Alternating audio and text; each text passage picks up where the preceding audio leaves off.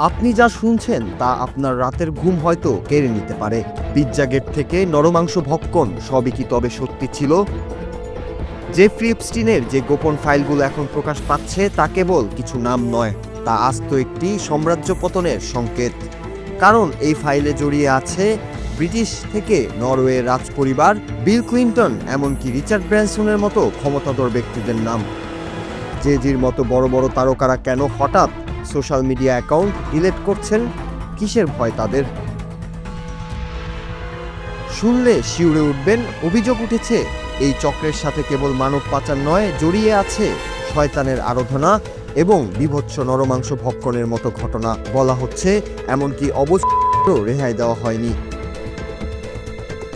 সবচেয়ে বড় চমক, এপস্টাইন নাকি ছিলেন মোসাদের একজন এজেন্ট। আর এদিকে ডোনাল্ড ট্রাম্পের ইমপিচমেন্টের দাবি এখন তুঙ্গে।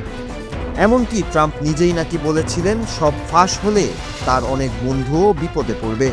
আজ ইতিহাসে প্রথমবারের মতো একজন বর্তমান রাষ্ট্রপতি নিজের সরকারের বিরুদ্ধেই মামলা লড়ছেন।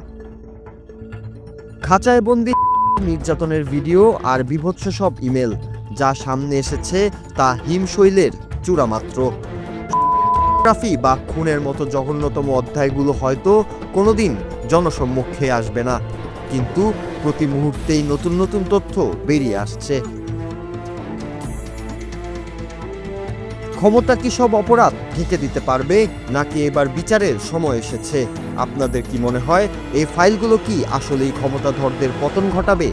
নজর রাখুন, কারণ প্রতি ঘন্টায় বদলে যাচ্ছে ইতিহাস। Noor Raju, Bangla TV news desk.